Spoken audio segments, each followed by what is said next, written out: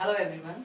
आज एक लंबे समय के पश्चात हम पुनः माइक्रो इकोनॉमिक थ्योरी की तरफ जा रहे हैं।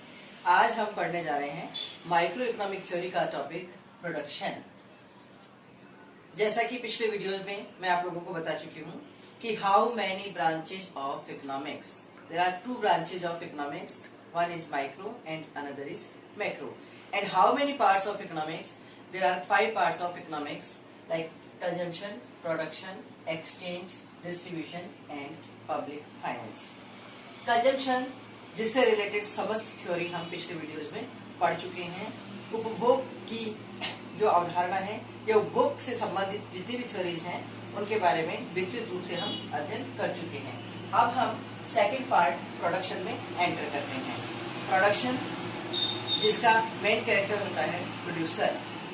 प्रोड्यूसर यानी उत्पादक और प्रोडक्शन का मतलब उत्पादन।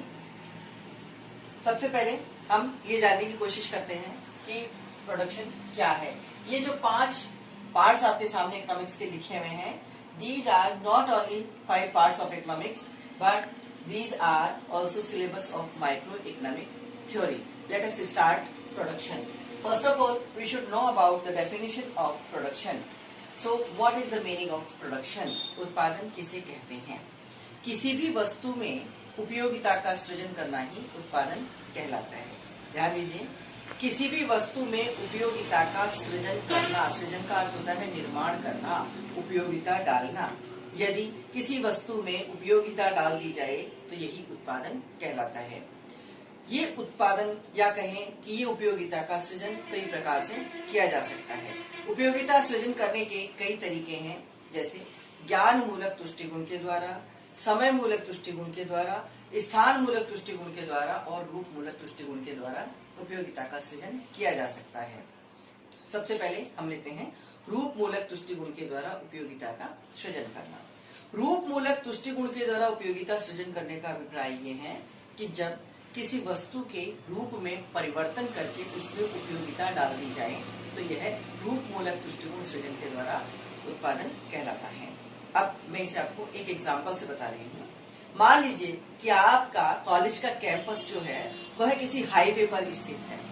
हाईवे पर आपकी कॉलेज की बिल्डिंग स्थित है और उस कॉलेज की बिल्डिंग के अंदर मेन गेट के पास में एक पेड़ लगा था बहुत बड़ा सारा। किसी कारणवश उस पेड़ को काट करके और मेन गेट के बाहर रोड साइड में डाल दिया जाता है।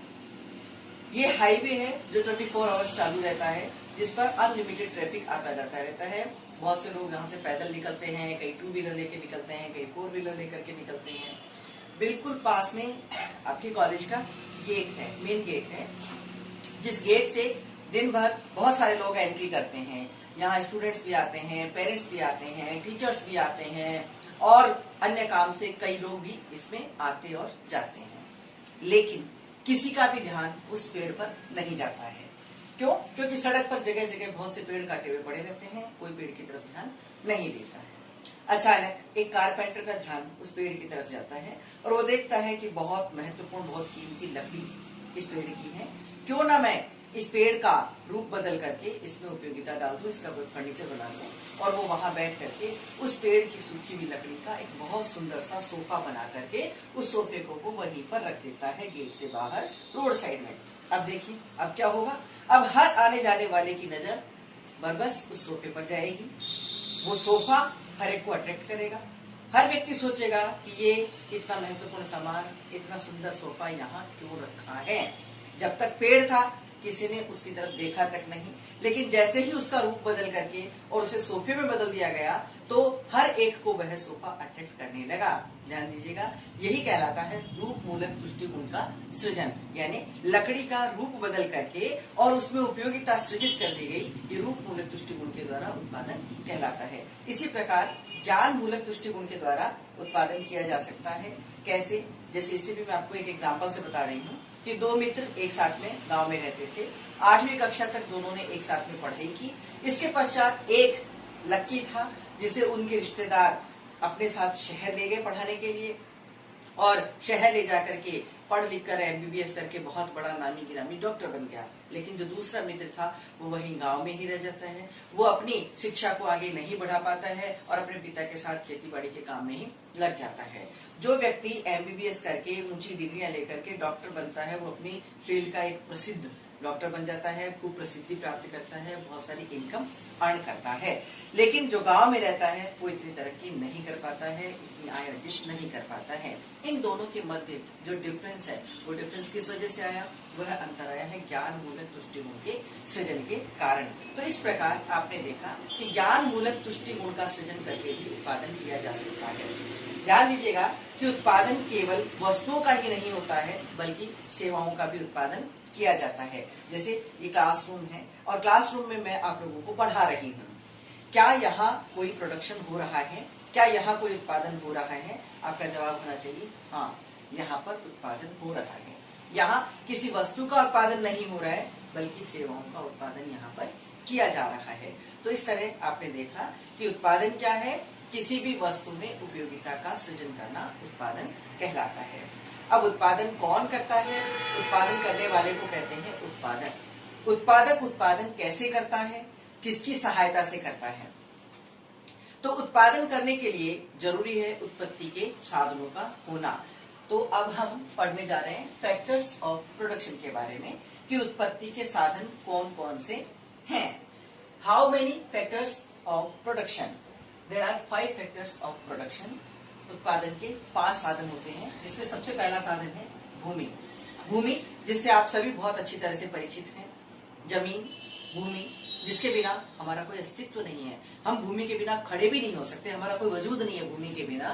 भूमि उत्पादन का एक बहुत ही अहम और बहुत ही महत्वपूर्ण साधन है, जिसके बिना ना तो कृषि का कार्य किया जा सकता है, ना ही किसी वस्तु का उत्पादन किया जा सकता है। इसके पश्चात सेकंड नंबर पे आ जाता है श्रम। श्रम 2 प्रकार का होता है, शारीरिक श्रम और मानसिक श्रम। इसके पश्चात आती है पूंजी। पूंजी जो कि मुद्रा का विस्तृत स्वरूप है, इसमें मुद्रा भी आ जाती है, इसमें मशीनें इत्यादि भी आ जाती हैं। पूंजी एक ऐसा साधन है उत्पादन का जिसकी सहायता से भूमि और श्रम दोनों को खरीदा जा सकता है। तो तीसरा महत्वपूर्ण साधन उत्पादन का है पूंजी। इसके पश्चात आता है संगठन, ऑर्गेनाइजेशन या ऑर्गेनाइजर। संगठनकर्ता जो है इसकी एक महत्वपूर्ण भूमिका होती है उत्पादन की प्रक्रिया को सफल बनाने में। और संगठनकर्ता का कार्य जो होता है वो ये है कि एक संगठनकर्ता ये तय करता है कि किसी पर्टिकुलर वस्तु की पर्टिकुलर मात्रा में उत्पादन करने के लिए कितनी मात्रा में किन किन साधनों का होना जरूरी है।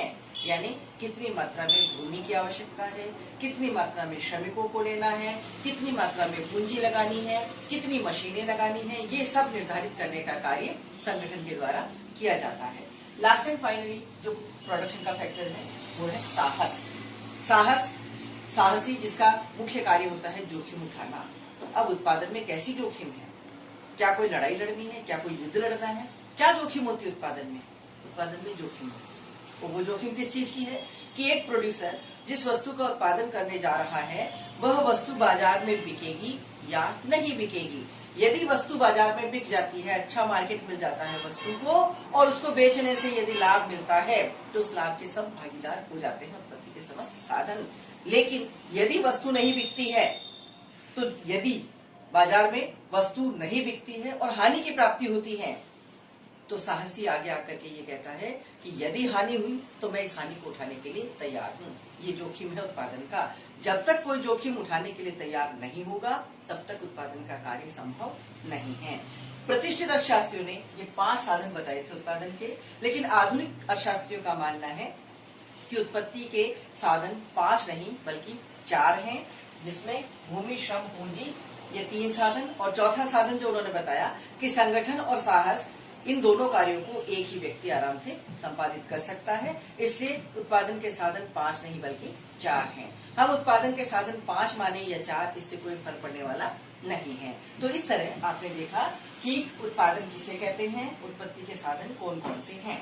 अब देखिए कि ये जो उत्पादन के 5 साधन हैं, इन 5 साधनों का एक साथ इकट्ठे होना जरूरी है। हमें यदि किसी भी वस्तु का उत्पादन करना है तो इसके लिए जरूरी है कि ये पांचों साधन एक साथ एक जगह पर इकट्ठे हों। चाहे हमें छोटी से छोटी वस्तु का उत्पादन करना हो, चाहे बड़ी से बड़ी वस्तु, चाहे हमें एक सुई का उत्पादन करना हो, चाहे हमें एक बहुत बड़े जहाज का उत्पादन करना हो, हमें हमेशा उत्पादन करने के लिए इन 5 साधनों को एक साथ लाना होगा। तो इस तरह से एक उत्पादक जो है वह उत्पादन की प्रक्रिया शुरू करने से पहले उत्पत्ति के 5 साधनों को इकट्ठा करता है। अब देखिए कि जैसा कि इकोनॉमिक्स में आप बार बार पढ़ते हैं कि economics is study of scarcity of resources, यानी अर्थशास्त्र में हम अध्ययन करते हैं किसका? साधनों की सीमितता का। पिछले वीडियोस में आपने देखा कि एक कंज्यूमर के सामने भी साधन सीमित होते हैं और उसके साध्य अनंत होते हैं। एक उपभोक्ता का साध्य होता है हाउ टू मैक्सिमाइज यूटिलिटी, अपनी उपयोगिता को अधिकतम किस प्रकार से किया जाए, और उस साध्य को पूरा करने के लिए उसके पास जो साधन है यानी उसकी जो आय है वह सीमित होती है।